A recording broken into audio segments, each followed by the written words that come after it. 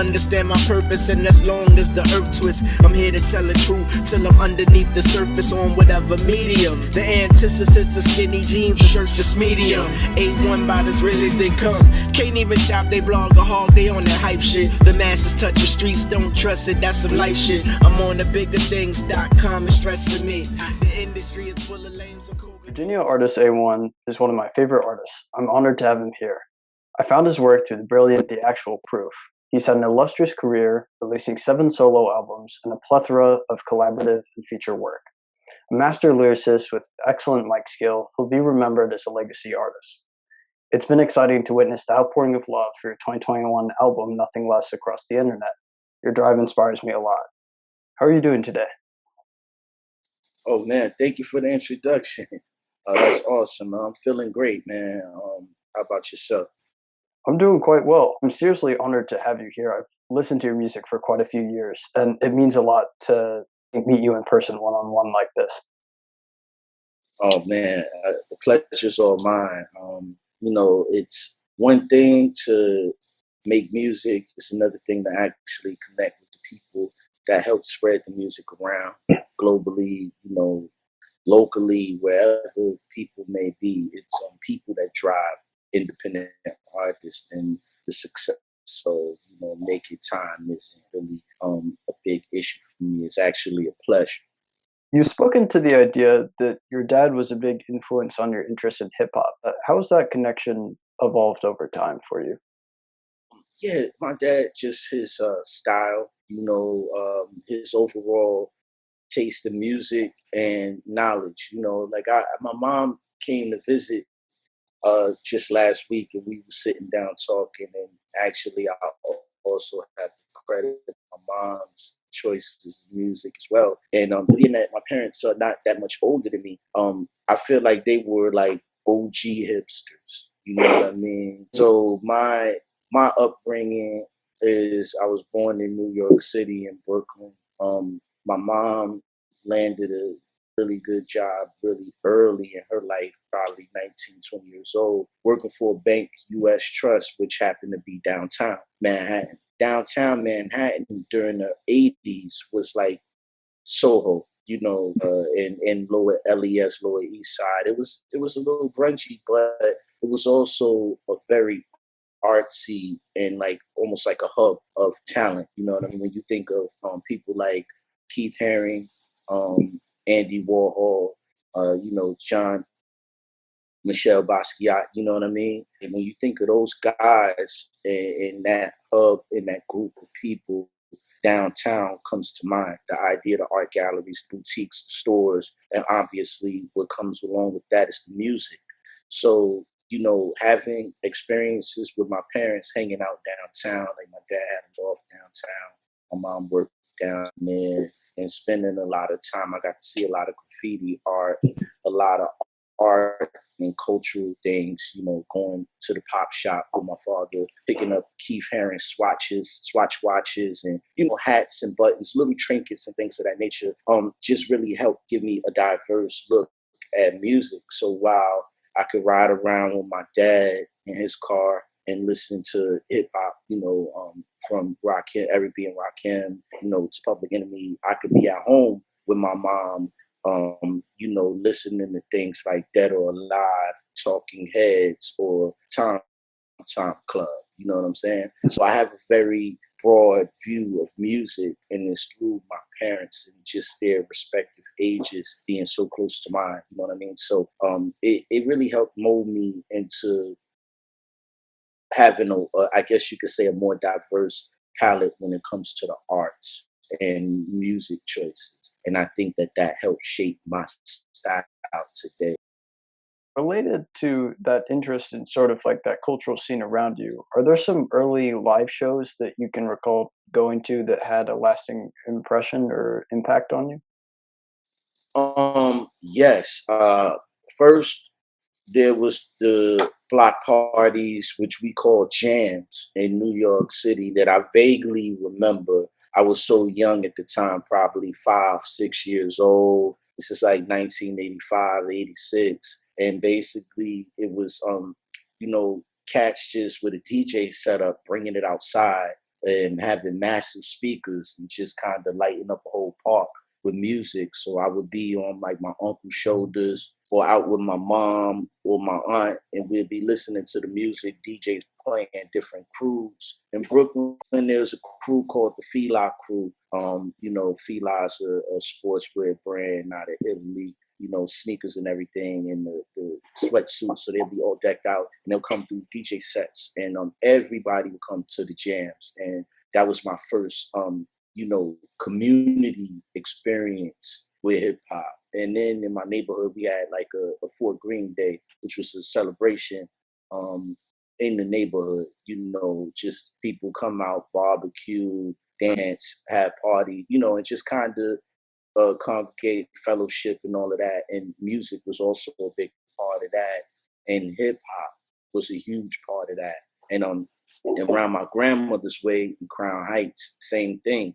It would be block parties. They'll, cut off like a whole block, city block, and people just at a party. And that was my first experience of people coming together for music. Then when I got a little bit older in Virginia, my first concert I actually went to with my father.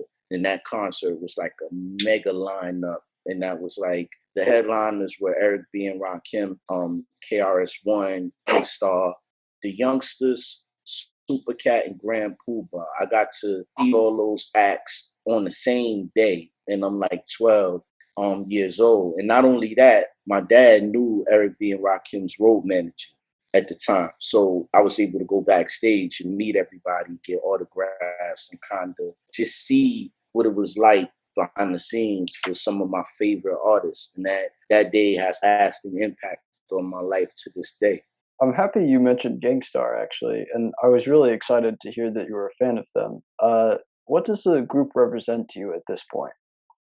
To me, Gang Starr is the perfect blend of boom bap with Premier's drums and jazz. So they're like the official jazzy boom bap sound that kind of has shaped a lot of artists today, including myself. You know what I mean? So to me, with DJ Premier's production, and his production is aligned with an era of nostalgia. And then Guru's monotone delivery, rest in peace, is also aligned with the era of MCs that come up behind him, which I'm one of those monotone delivery MCs. Guru, the way that he approached rhyming, it was very straightforward, but at the same time, it's so straightforward that it's complex with double entendres and things of that nature. Very poetic, but also very conversational. So a wide variety of people could understand what he was saying, and it was so direct that you feel like he was talking directly to you. And I think that was what made him so special. Also, his knowledge and love for jazz, for him to branch off and work with different jazz musicians. Jazzmatazz. Yes, Jazzmatazz. And his work with the Brand New Heavies. You know what I mean? Just beautiful, beautiful career. Awesome legacy. And I think that I wouldn't be the only guy now that credits Guru for that monotone style. That's really cool. And related to kind of studying that style and evolving that process, are there some new life experiences you've had since the release of Soul Power that's informed the production or storytelling of Nothing Less? I would say that Nothing Less really was its own type of album because I had a lot of time to think. It was recorded during the early days of the pandemic, as well as the different social uprisings taking place in cities across America and across the world, in fact, that it just gave me an opportunity to think more carefully about the words, about my choice of words, my choice of concepts, and how I would approach songs. So I was more careful and more patient with my writing on that album other than any other album. Like typically I'm a stream of consciousness writer where I want to finish a song. I want to sit down and actually just finish start to end. That's the only way that I feel like my thought is complete. That's why it's just a stream of consciousness. With nothing less, I didn't write it that way. I will write one verse and then I'll come back a couple days later and write another one and kind of finish it later. And a lot of the songs were done that way, where I recorded a demo and I would see how it sounds, how it feels, send it to Phonics, and then I will re-record it later, and kind of like reduce it, take some words out, be more patient with it, just so that the storytelling and the arc of what I'm saying hits the person listening so that it's really impactful.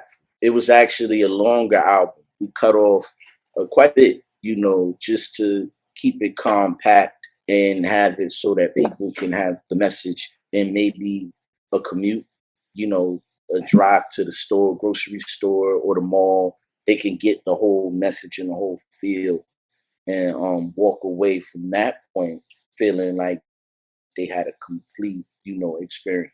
That's why it's so short. I think it's 33 minutes, I believe. I can definitely tell you that it's something that I listen to in the car, and I think it acts as a really nice kind of a moment of meditation, which is something I talked about a bit with Tiff the Gift. That kind of idea of taking a quiet moment throughout your day, whether there be a more, I think, conscious meditation, or if it's kind of almost letting your thoughts flow free off of music or any other type of medium. Yes. I agree, and thank you. I always like making music that people can put on in the background and the music can create the conversation. What's that you listening to? Sounds cool. You know what I mean? What did that person just say? That type of music that is conversational. There's a time and place for everything, and I'm a laid back person, and I think that my music reflects my personality. Genuine. I think that over the years, I've evolved to being so comfortable with just who I am, and who I've grown to be, that I don't need to try so many different things that it loses the character of who I am. You know what I mean? So I think that everything that I do is genuine, and giving people a break to just kind of chill, to get into their own level of consciousness and hear something that may inspire them or uplift them is the whole purpose and the whole point of making music. You know what I mean? Yeah. And is there something that you feel informs that conversational style, especially when you're writing or even when you're actively performing the song? Throughout the years, I noticed that I learned a lot from some of my favorite artists. And I started to notice that most of the people that listen to my music are much younger than me. I'm looking for guidance, looking for something to help. So that's what informs my judgment on my content. Is just trying to sew in my own life experiences to give people a little bit of a roadmap, on figuring things out, on, how to be a better man or better woman, how to be a better artist, how to be a better father, how to be a better mother, how to be a better friend, those things that I can inform the people that's listening through just the way that I perceive life. Now, everybody has their own choices. Granted, this is not a holier than thou type of moment. It's just a moment of me letting my vulnerability shine and letting other people learn from that. I think that's a really powerful statement, because I think that kind of element of guidance is often lost in a sense upon artists who do have those younger fan bases. You end up with a situation where I think people will try to appeal to a slightly newer era of sound. And I think that's one of the things that I do really appreciate about the idea that you can constantly evolve your style, but you're also continuing to maintain the values that you've always carried with you in a sense. Yes, absolutely. You can evolve through melody, you can evolve through content in some ways, but I think it's a dereliction of the duty of an artist to pander. I mean by that is just to make music that you feel like is gonna sell. Because you're not a musician anymore, you're a salesman. You know what I mean? And you're just selling a product, and music is art. And that's just my opinion and my belief. And that's why independence is the way that I choose to remain, or choose to the path to follow, path of independence. Because it allows me the freedom just to be authentic. What is the most effective way to combine entertainment and genuine storytelling when you're both songwriting and when you're performing? I think that going back to authenticity and being like, it sounds so corny, but you always fare better when you just be yourself. I believe that artists get so in character so much that it will drain you when you're constantly in character. And then when people see who you really are, it's such a opposite. What you think this person is like, that it doesn't connect anymore. And there's so many questions raised. And you see a lot of artists get burnt out. You see artists, snap on fans and do weird things because they have spent so much time just being the artist and not being a human being. And I think that, staying true to yourself and who you are makes songwriting, performing, and interacting with your audience easy, because you don't have to constantly change and put on a Superman suit and just, to just kind of fellowship with people. I don't understand why we tend to put on a mask. And that's all respect to Doom. I'm wearing a Matt Villain shirt right now. He wore a mask well, one of my favorite artists ever. But I think that was inherently him. And that's why he was able to do that. You see what I mean? If you're out here making music, if you want to make music, if you want to be an artist, just try to map your art as closest to your personality as you possibly can. Even if it's an alter ego that resonates with you, it's still who you are. You know what I mean? I think being something you're not is like the worst recipe for burnout in music. Related to that, is there some additional advice beyond sort of staying true to themselves that younger artists might be able to take away or learn from in terms of avoiding musical burnout over time? I think that with younger artists too, I was one of those younger artists trying to find myself. And a lot of times when you're trying to find yourself, you imitate what you think people want to hear. The only way that you know what people want to hear is through repetition, through getting out there and doing it and interacting. So they say practice makes perfect. I agree. Practice can never make perfect, but it can make better. So, I tell younger artists all the time to get out there and engage. You can't really find out who you are until you understand what people see. You know what I mean? And the only way to do that is just to give it your all and not be afraid. Because the worst thing you could be afraid of is no. You've been told no, from the time that you're able to walk. You know what I mean? Don't do this, don't do that. No, no. It shouldn't even be a fear of no or rejection, or, you're not good enough, because we all told these things. I think it's the fear in young girls, that rejection, feeling like they're giving it so much. But I tell you, even when I thought I was doing this a long time, and that was 10 years ago, people looked at me like, you just getting started. And now I understand why. You know what I mean? That's, I think, a really interesting perspective that you can have in hindsight, because I think that's such a challenging thing to recognize in the moment, because you'll always see it through that different spectrum, no matter how far you eventually end up. And I think that's a really interesting element of continuing to make art. It constantly is an evolving process, but is also one that you can kind of reflect on in a way where you're learning from yourself over time.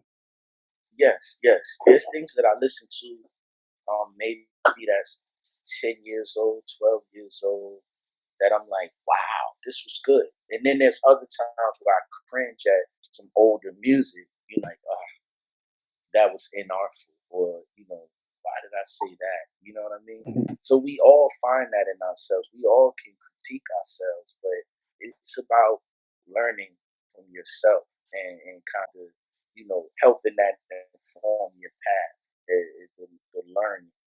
And that's what I like to do. I listen to myself a lot and constantly critique myself. I don't put up the Spotify stuff because if I did, people would think, "Oh, he's so arrogant." How is Mhm. he his number one artist? It's not that I'm listening to myself because I really enjoy it. It's because I'm constantly wanting to understand how people are engaging with the art on these platforms. How are other people hearing me? How Mhm. are other people hearing artists? So I want to put myself in the mind of the listener, you know what I mean, or the consumer on the other end. I want to really feel and understand what people are experiencing when they listen. So I have to be hard on myself and I have to constantly listen just so I can improve. You know what I mean? And I do that in numerous ways. I actually listen. I read comments. I look at the analytics and see what people are listening to more, where maybe that'll inform me as to why. But long story short, it's a constant evolution because we learn something new every day, or at least we should. So Mhm. we should constantly be evolving and trying to get better. Sipping the Don't Sleep Records coffee cup actually makes a really convenient segue into my next question. Could you explain some of the challenges and of starting and running Don't Sleep Records as a whole? Sure, there's definitely a learning curve. We started out just mainly as a digital label, and then we figured out that we had to have physical, tangible goods to include CDs, merchandise like hoodies, T-shirts, hats, so forth. And that is a learning curve. You have to learn how to acquire the products, how to get them made and manufactured, then the logistics of getting that to customers. So those are some of the minor challenges, and we hit a few bumps in the road, but we just kept learning as we went along. Then there's the biggest challenge, which is the vinyl. When we started, we were collaborating with investors and other larger labels that would fund the vinyl, and basically we would take a percentage of the profits, which is fine. But in 2016, we had a situation where a label didn't come through on their end. We had collected money, we had to refund an audience, and that was just disappointing and disheartening. So Phonics and I decided that next album that we would put out, we would fund it, and we did that with "It's Nice Outside" with Anti Lily, and shouts out to Anti Lily. And Shout out. that album was so successful that we've continued to press our own vinyl, go through manufacturing and logistics on our own, um, and we've learned a lot. I even took a job at a vinyl pressing plant here in Alexandria, and that's called Furnace Manufacturing. And I learned a lot about the vinyl industry. I started out in the warehouse, and then I ended up getting on the press, learning how to run the actual vinyl press, and I'm just the QC side of things, and kind of just learned the whole house. So I appreciated that experience so much. I did it for a year, and I just learned so much about the industry that it really helped even further the knowledge of the vinyl industry and how to procure records and to make sure that you have a high quality and high standard consistent. The gap from success, from starting out to success, is just information. The more information and knowledge that you have, the better you're going to be at doing your job. You know what I mean? It's almost like when you start something with no training whatsoever, you just kind of winging it. And obviously, when you take a step to run a label, you're winging it. But that experience builds on and adds on, and you learn a lot. and eventually you begin to master your craft and master that side of the business. So I would just say um, information about logistics, how to procure vinyl, manufacturing. Those were challenges for us, but we found ways to figure everything out, and it made such a difference. I mean, doing that one decision really helped so much, and it gives us more time to focus on the actual music now that we are in control of the product from start to finish. So it's very hard to have a lateral company where you do everything yourself, or at least even if you're outsourcing, it's still under your control. It's very difficult to do. But now, in this day and age, it's become a little bit easier due to the amount of digital resources and products that have come about to make that transition from being an artist signed to someone to kind of running, operating, owning your own label and putting everything out and doing it yourself.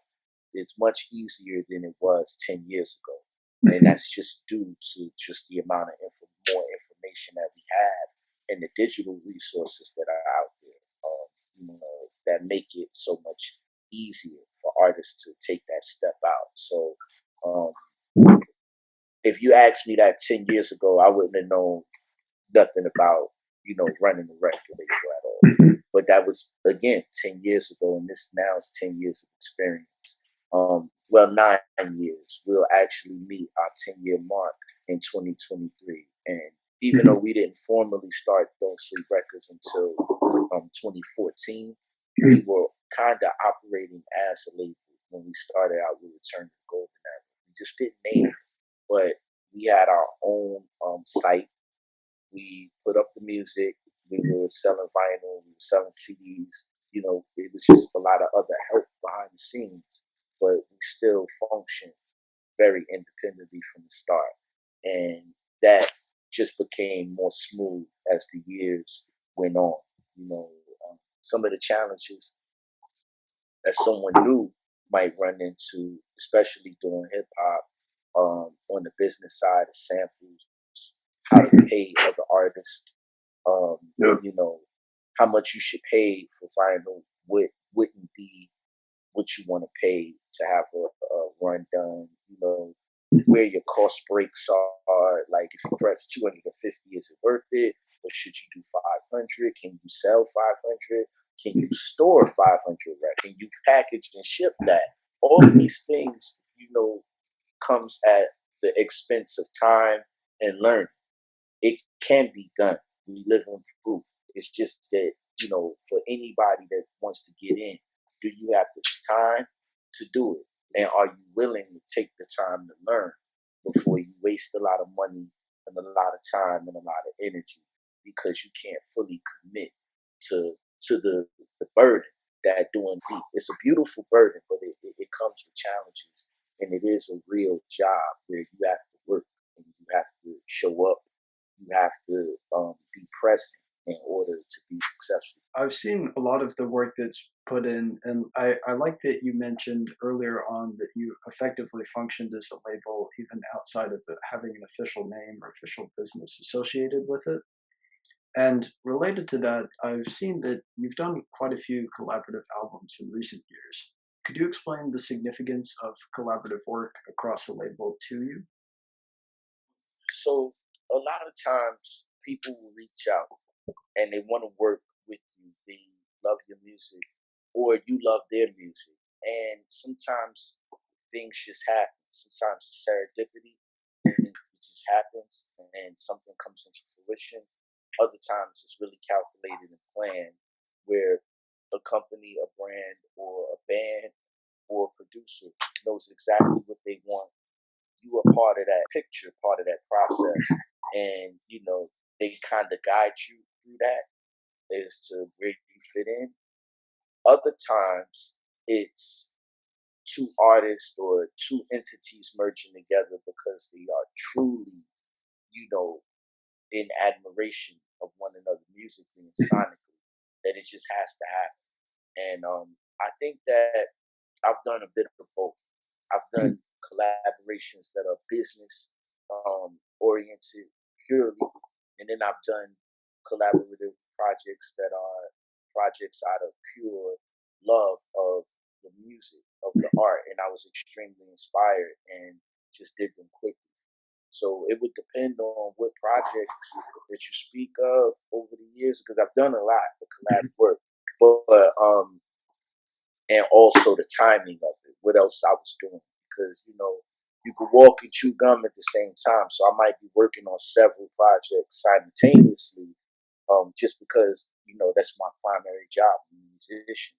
So I have to get up, I have to show up, and I have to work when people call them, whether it's work for hire and someone just wants me to be a part of something, and then I hear the music and I believe in it, and I want to get on it and work with them, or it's somebody that I reach out to like, hey, we should work together, we should do this.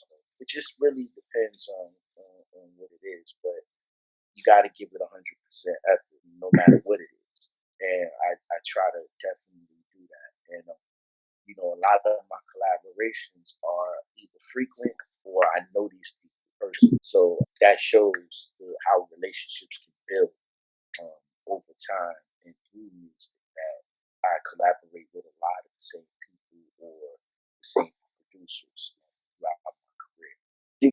And speaking of collaborative works, could you explain how you think the Underdogs documentary has aged in your opinion? Underdogs has it. I'm not gonna say has, because Underdogs is still available. People can check it out on Red E right now if they haven't seen it. So go watch that. But Underdogs started out as Tio, the director, Tio Frank, great friend, like my brother, younger brother, family. He was coming to America just to film and work with us on the strength of he wanted to do like an EPK for our album. And through conversation and hanging out with us and spending so much time, that evolved into what Underdogs is today. That's why in the beginning of the film, you see myself and Deflo, we're all in the studio because we were making non-self. That's what we were doing. And that kind of was it. And then, more opportunities came up. And eventually, between him coming to New York, him coming to Virginia, we eventually leave and go overseas to perform and do other things. That was over maybe a 4 year period of filming. And it's been a blessing. I mean, the amount of exposure that we've received and the amount of people that have learned about us is amazing. So I think that as far as aging, it's aged really well because it's an accurate representation of who we are, not just musicians, but who we are as people.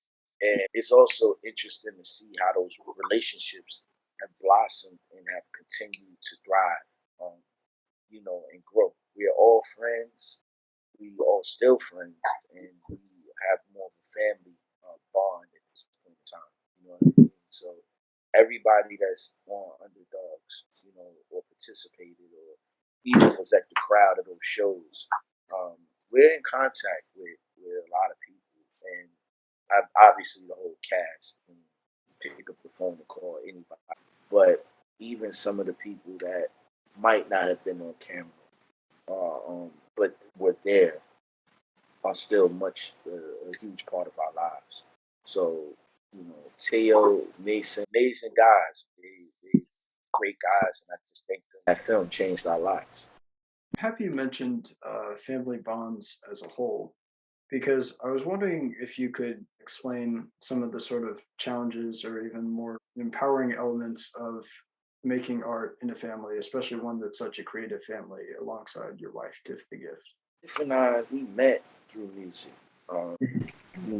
and she's always been a muse, of mine. Like, so when I need inspiration, I can lean towards her music. It's great having someone with so much talent right in the household. because I know I could get an honest answer on music. Right then and there, I can get a honest opinion on something that I write or something that I record. So I always have a really good set of ears on my music um, before anybody else hears it. And it's very, music is so personal. You just don't want to let anybody, sample it or anybody listen and critique it. So to have Tiff do it for me has been a blessing because she really helps to mold albums and really helps to mold certain songs. The advice that I get might be to remove a certain words or to slow something down or to change the sequencing of an order, something. You know what I mean? So she's really a blessing and a benefit to have at home. Most people don't have that extra set of ears, but I have I have that in her. And as far as the Don't Sleep family, they're like my brothers. The rest of the guys, become some of my best friends, and I consider all of them family. You know what I mean? And that's the great thing about what we do is that we work together and we continue to work together, and it's a hub for us, not necessarily a label where we're trying to sign people that we don't know. We're not trying to make music money off the backs of people that we don't know or don't care about. This is something that we do inherently for us and our people and the people that we come up with. So the personal bonds help make the business easy in terms of the business at the end of the day and fair and equitable. And I think that's very important in art and making music or whatever type of art you're doing. It's equitable, and fair. So, in terms of That's looking back on your albums and especially the way that you sequence the albums. Is there a particular process that you think can kind of enrich an album's sequencing or overall sort of concept? Yes, listening to the records in a variety of ways.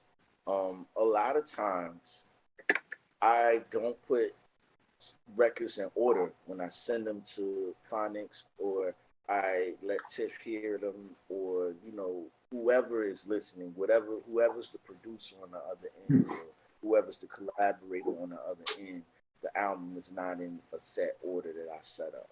Um, I might listen to it in a certain way, but I always ask, well, how did you listen to it?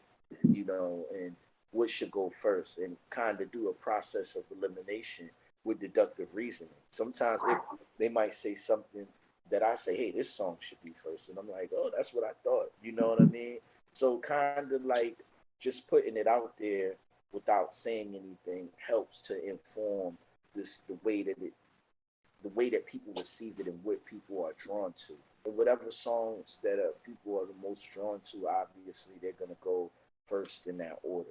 You know what I mean? I don't sit down and I'm not I'm not so bound by my process that I care to about moving a song in the sequential order of a record. You know what I mean? A lot of people are bound by their process. They kind of have a way that they want to do it, but I'm open to the ears of the listener because the listener actually is gonna inform you best on how this music is sounding to them and the way that you present it and which order it should be. And so I kind of listen to my team around me and we will build it together. I think some of the best things to do is just listen to an album on shuffle a few times. And when you feel that, when you feel like it's its best, when you're in your groove, like I like to listen to music on walks, long walks. And when you really get that feeling, then okay, I'm getting closer, I'm getting closer, I'm getting closer. And you tweak it from the good feeling and the good vibration to being close to now what makes sense in the order. And that's kind of how I build the sequential order of the music, or we build as a team. That's really powerful, and I'm actually really excited to hear that that you do listen to that music during walks to kind of inform that process. Could you describe a bit of the emotional impact of that feeling when you kind of get lost in an album, whether it be working on your own or listening to someone else's?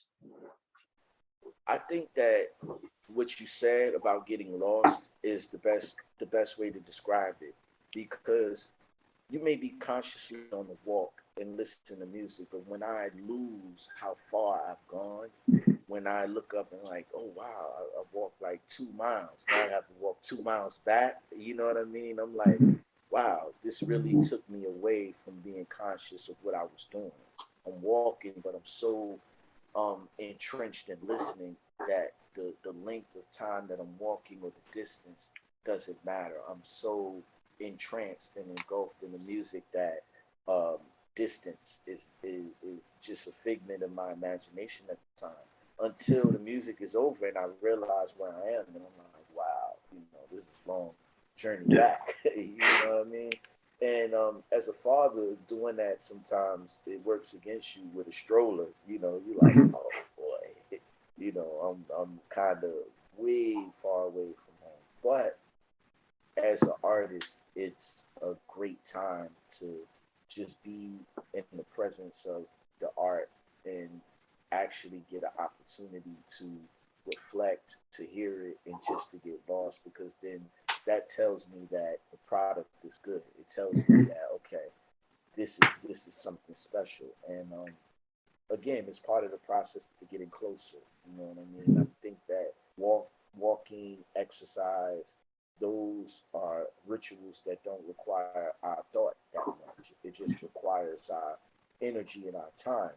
And when we add music to it, it only enriches that experience, and you can actually perform better um, while doing those things. Exercising is so much better with music, Yeah.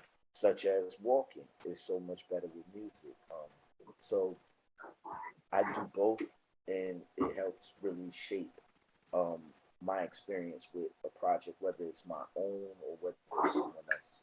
Um, I really like to consume it in that way, in those ways. It's definitely an idea that I've thought about a lot more over time. I recently read RZA's biography about kind of like the earlier era of him starting out. And one of the parts that really stuck with me was he talked about the fact that when he kind of felt like, life was getting to him, or he felt as though he kind of needed a bit of quiet time or meditation, he would in some cases walk 12 miles a day, like almost based off of that idea of monks and like, the sort of longer element of exercise, but also disconnecting, I think, from a more mindful perspective. And I've just thought that's such a kind of powerful idea that I hadn't thought about in that way since I read it. Wow, that's incredible. Yeah, I think that walking is just it's so. How can I say this? Like, we don't appreciate what it can do enough. We Mhm. get in our cars, we get on public transportation, but just getting out and taking a walk and taking in fresh air and the sunlight, it really does something to help improve the mood, in my opinion.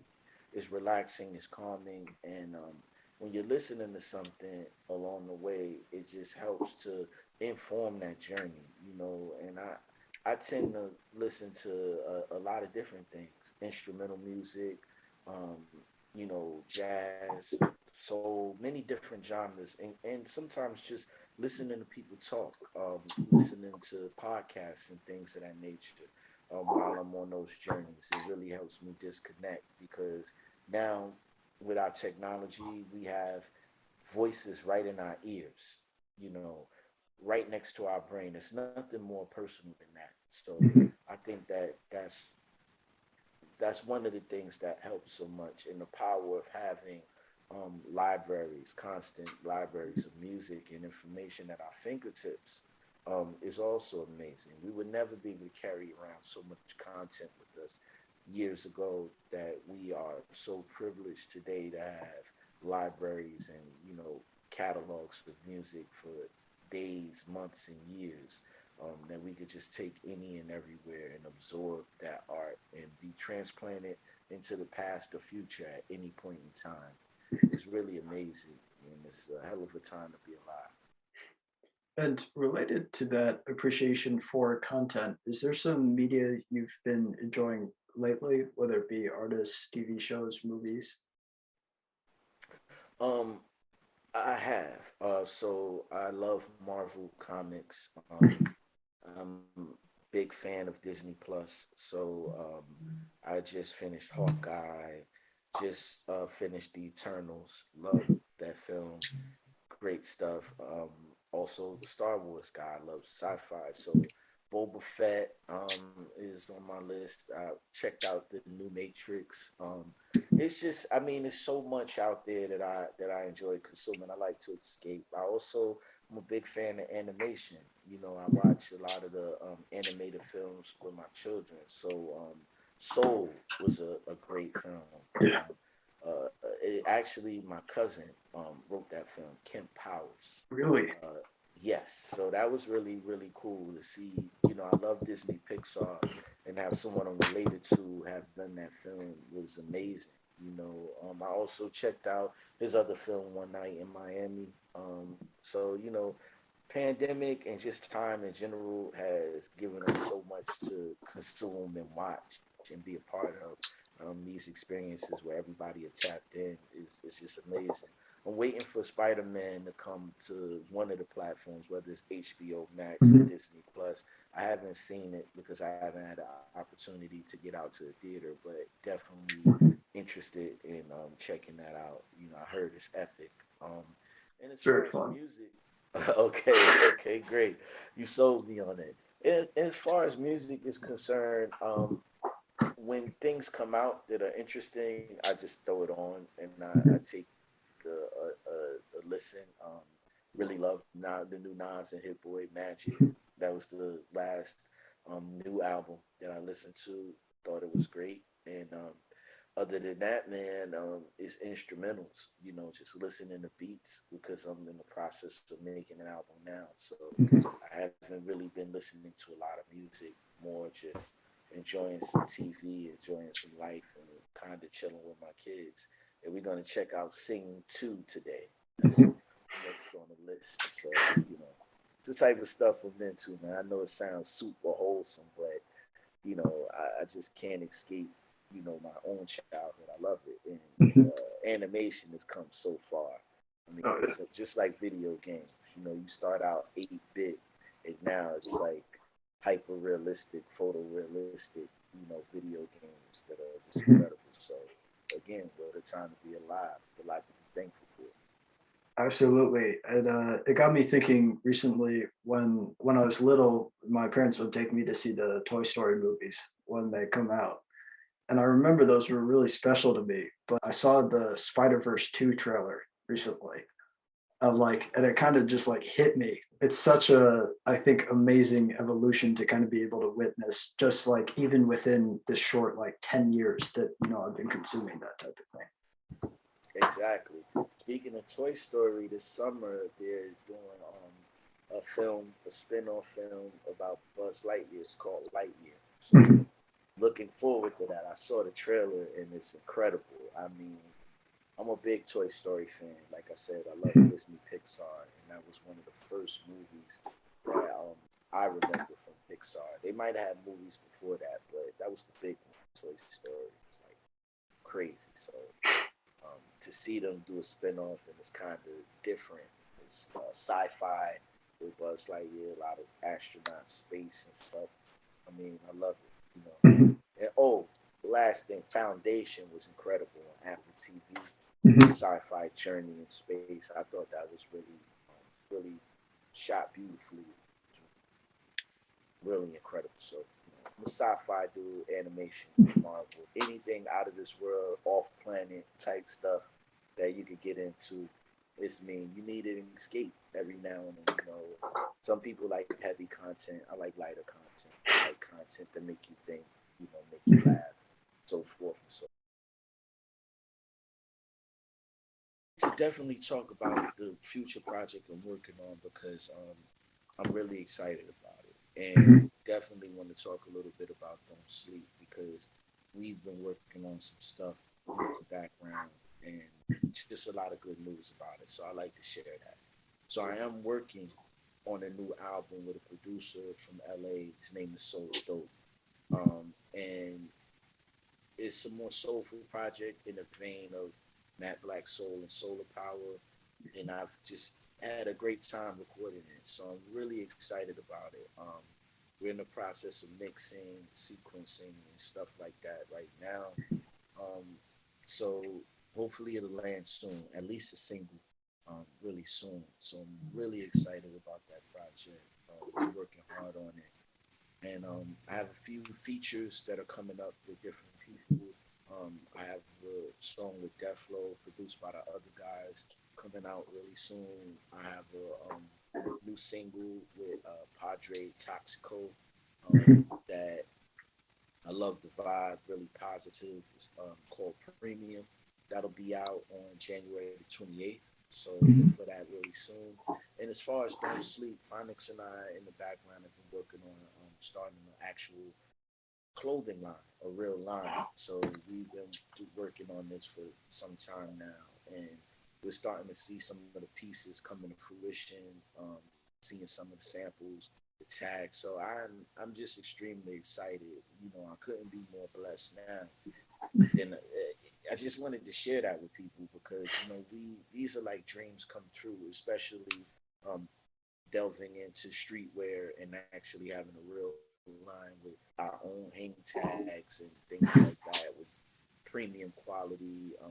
It's just something that I always wanted to do, that we always wanted to do. And it's a little bit more low key, utilitarian, has a military aesthetic to it, kind of like us, kind of low key, you know, with the aesthetic. But man, I'm just so proud of that to be coming soon and to be able to offer that to people as well as the album and the new music.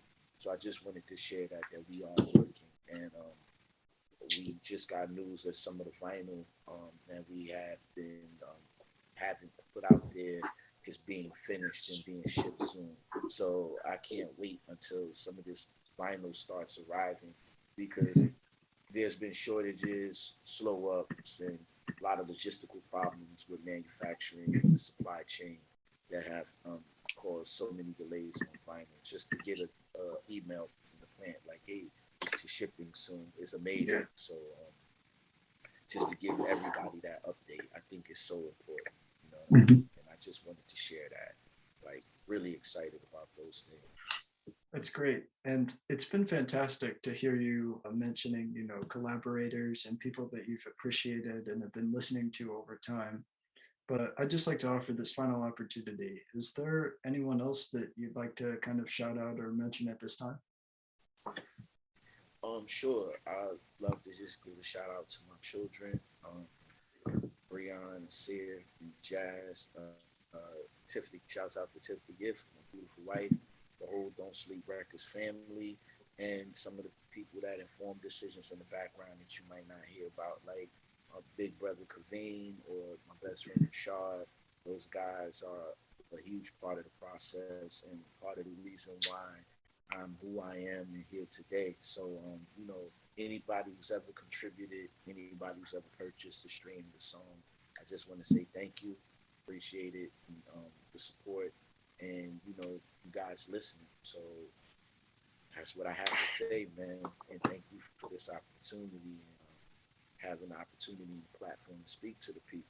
Appreciate you. Absolutely. And I'm seriously honored that you can be present to be with me and support this platform. It's definitely one that I think carries a really special place for me, because it means I can learn a lot from people that I look up to, like you. And, you know, like so many of the other artists that I've already interviewed. And it means a lot that you were willing to do this with me. Oh, man, it's all good. And I'm just honored that you think that much of me to have me, man. That means a lot as well. So I appreciate it. It's never a thing. Absolutely. Okay. Thank you for doing the interview. Hey, no problem, man. Appreciate you. My purpose, and as long as the earth twists, I'm here to tell the truth till I'm underneath the surface on whatever medium. The antithesis of skinny jeans, research just medium. A1 by the Israelis, they come. Can't even shop, they blog or hog, they on that hype shit. The masses touch the streets, don't trust it, that's some life shit. I'm on the bigger things.com, it's stressing me. The industry is full of lames, so cool next to